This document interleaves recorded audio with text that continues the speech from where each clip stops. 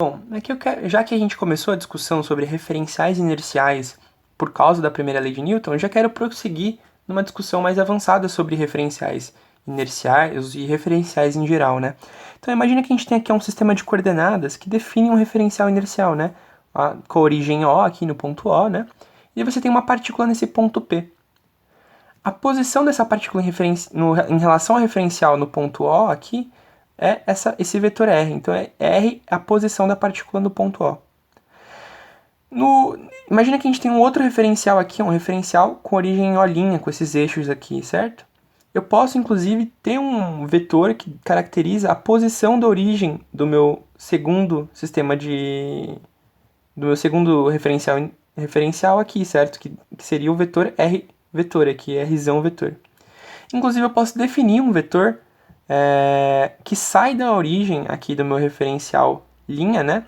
E vai para o meu referencial do meu ponto P. Inclusive, eu vou chamar esse referencial com origem O de S. Esse referencial aqui eu vou chamar de S', tá bom? Então, ó, eu tenho três vetores que eu estou definindo. A posição da partícula P em relação ao referencial S, que é o R vetor aqui. A posição da origem do S' em relação ao referencial O, do referencial S aqui. E esse vetor que une a origem de S' com o ponto P. Então, tudo isso eu estou fazendo é do ponto de vista no referencial, né? No referencial S.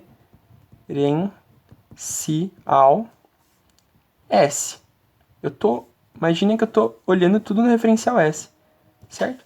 Eu vou chamar esse vetor aqui, deixa eu pensar, vou chamar de U, tá? U vetor. Agora eu quero enxergar as coisas no referencial S'. Então imagina que agora eu sou uma pessoa que está no referencial S' olhando para essa mesma situação, né? Então eu vou colocar aqui, ó, no referencial S'. Opa, S' ficou horrível. Mas vamos lá. Então agora eu estou aqui no referencial S', com origem O'. Eu estou vendo a partícula no ponto P, e a posição dela aqui para mim é o vetor, é a posição dela em relação à minha origem, que eu vou chamar de R'. Então é a posição da partícula P no referencial S'. Então eu botei R', certo? Também eu estou vendo o referencial S aqui, né? Eu enxergo o referencial S.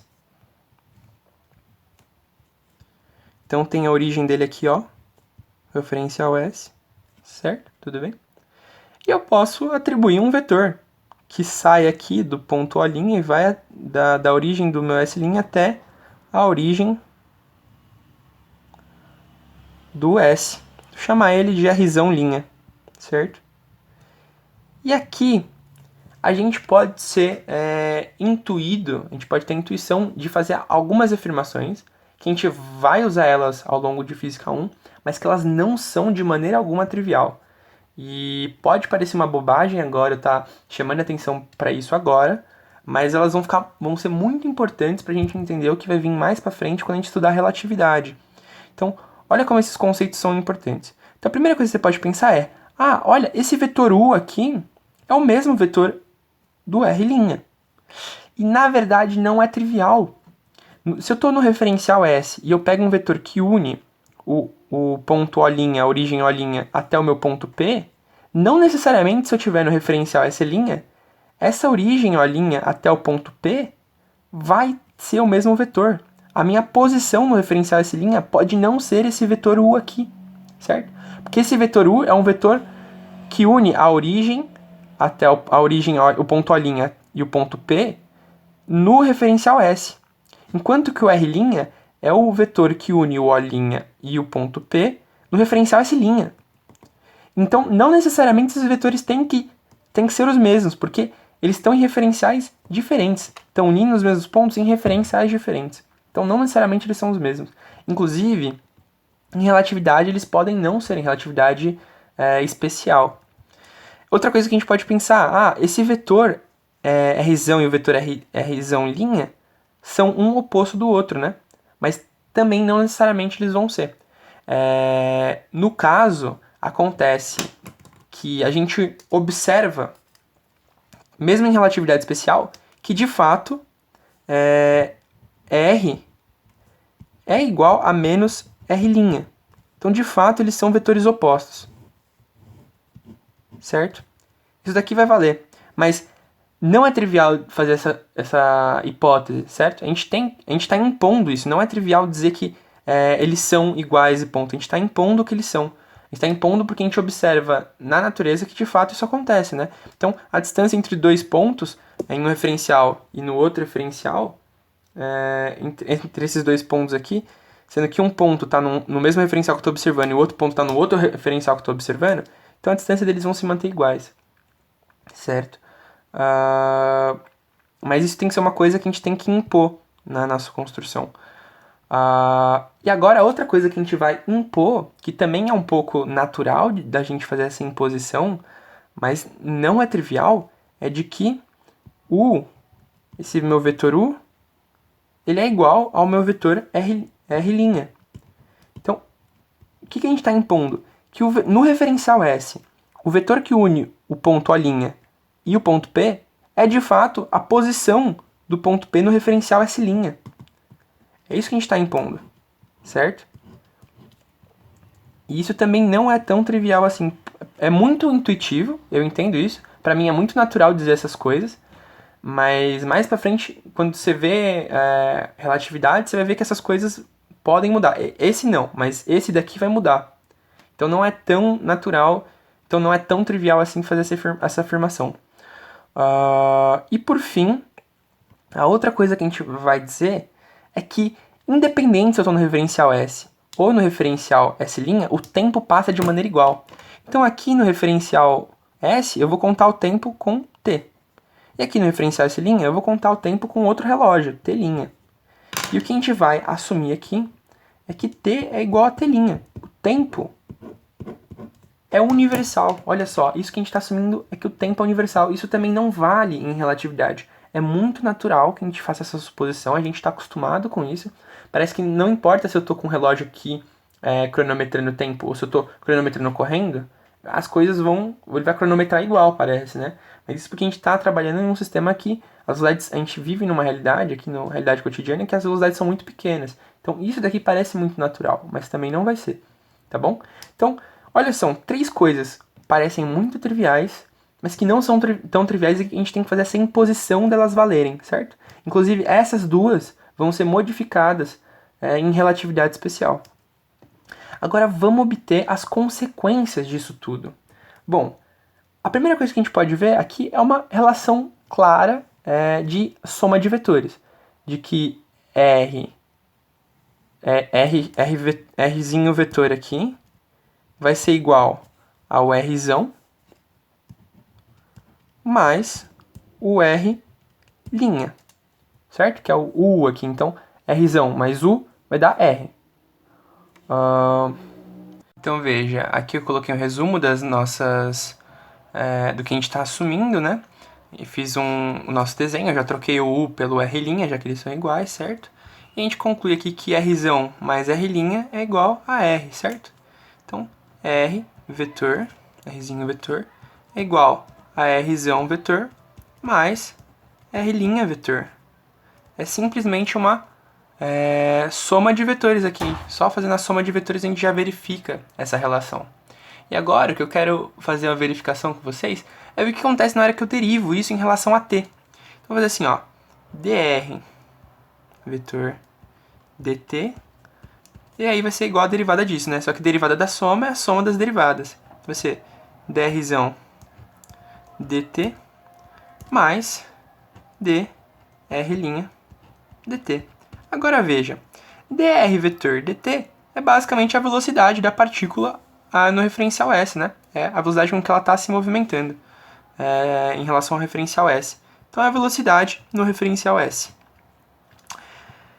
Como R é a posição do referencial S' em relação a S, dr dt é a velocidade que esse referencial está tendo em relação a S. Eu vou chamar de VR, a velocidade relativa entre S e S', certo?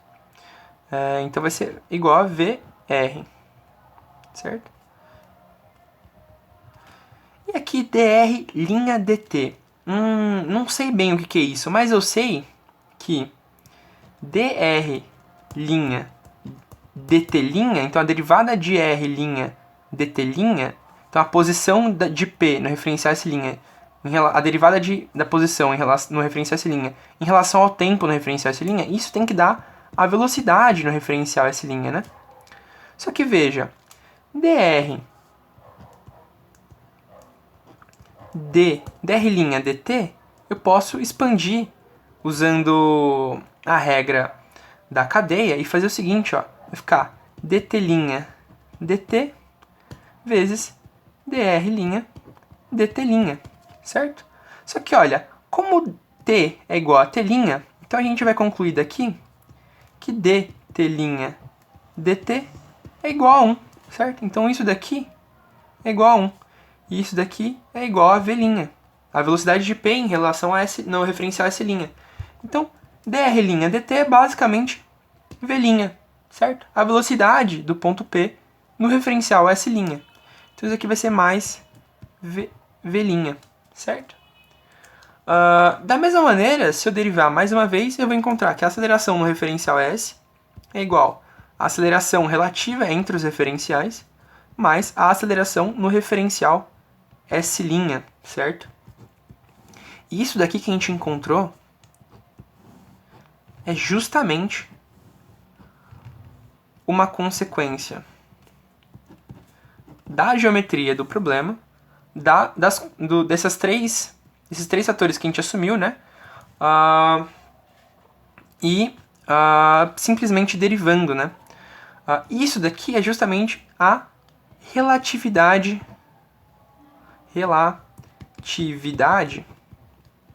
de Galileu, ou galileana, né? Então, Galileu, eu acho que eu coloquei 2 L's no lugar errado, ou não tem 2 L's, enfim.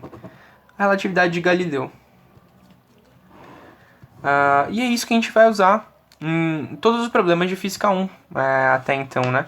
Então, isso daqui que a gente viu é basicamente a consequência dessa relação, então da segunda e da terceira, de uma relação geométrica do problema, né? E o que essa primeira implica, né? Essa primeira simplesmente implica que a velocidade com que S' se afasta de S é a mesma velocidade que S se afasta de S'. Então isso daqui implica que o VR no referencial S' é menos, certo? Isso daqui vai implicar que VR é igual a menos VR'. Basicamente isso, certo? Bom, isso é relatividade galileana. Quando a gente aprofundar os nossos estudos e for para além disso e for estudar eletromagnetismo e ver que eletromagnetismo não é invariante com relação à relatividade de Galileu, então a gente vai precisar criar uma nova relatividade, formular uma nova relatividade que torne a eletromagnetismo invariante. A gente chega na relatividade especial que o Einstein formulou. E essas duas relações vão ser modificadas, certo? A segunda e a terceira. E vai ter consequências fundamentais sobre a forma que a gente enxerga a mecânica, ok?